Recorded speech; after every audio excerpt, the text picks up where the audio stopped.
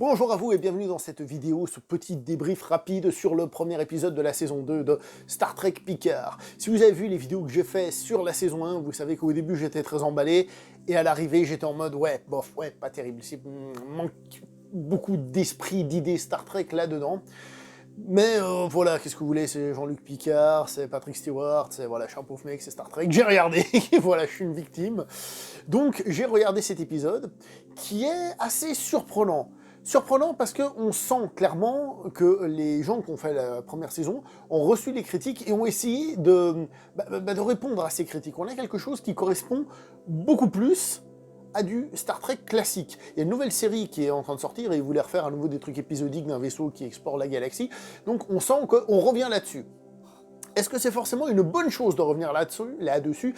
Pas forcément non plus. Vous vous dites là, mais attends, ils veulent du classique et quand on leur donne, non, non. J'ai adoré ressentir à nouveau ces goûts et ressentir du Star Trek classique avec des nouveaux effets spéciaux et tout, revoir Jean-Luc Picard, tout ça, j'ai kiffé. Mais quand je dis que c'est pas forcément ce que je voulais, c'est-à-dire que dans la première saison, je voulais pas forcément, vous le savez, hein, je voulais pas forcément retrouver un mec dans un vaisseau qui rencontre une nouvelle forme de vie, etc. Mais je voulais que l'idée globale de Star Trek reste là. La philosophie globale, cette philosophie positive, surtout très présente dans la nouvelle génération, donc la série qui a introduit Jean-Luc Picard et compagnie, un peu moins présente dans d'autres séries comme Deep Space Nine, maintenant que je suis assez avancé, je peux commencer à le dire.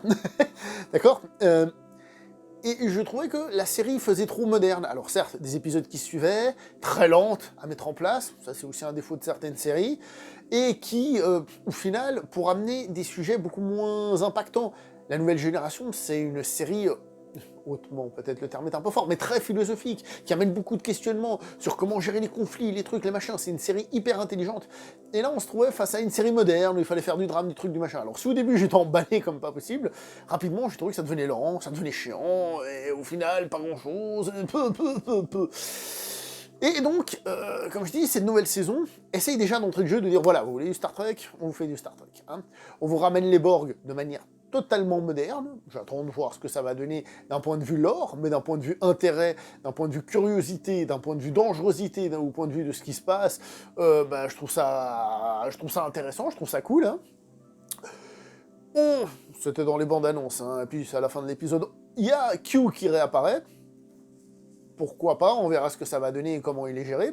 Il y a Guinan qui réapparaît, d'ailleurs c'est marrant quand même, ces personnages immortels ou qui vivent je sais pas combien d'années, qui font « Ouais, je me fais une tête de vieux maintenant pour pas que vous soyez choqués. » En fait, c'est toutes des excuses. Et Guinan, par exemple, qui elle revient et qui rediscute avec Jean-Luc, ça fait plaisir, on retrouve ces petites connexions et tout ça. Mais encore une fois, comme j'ai dit, mon but n'est pas, enfin, moi, mon désir personnel, ça c'est du personnel, c'est pas de revoir forcément un vaisseau qui va chaque épisode une planète, la planète de la semaine, mais plus qu'on retrouve l'esprit dans quelque chose de peut-être plus moderne et tout ça. Dans cet épisode, on a une espèce de scène d'action à un moment donné, qui est plutôt cool, hein, je parle de celle plutôt à la fin, qui est plutôt cool, même si elle est un peu... Au début, on a l'impression qu'elle est un petit peu gratuite, un petit peu, tiens, voilà, on t'en met une pour t'en mettre une. Voilà. Il y en a une aussi au début, avec ces caméras qui bougent, le truc très, très moderne. Bon, pourquoi pas, hein, il faut bien que les séries, elles aillent de l'avant. Hein. Et là, on a aussi, au niveau du vaisseau, ce côté très joli, beaucoup plus... comment dire ça, beaucoup plus moderne au niveau du design du vaisseau qui correspond beaucoup plus à une modernité de nos jours. Hein.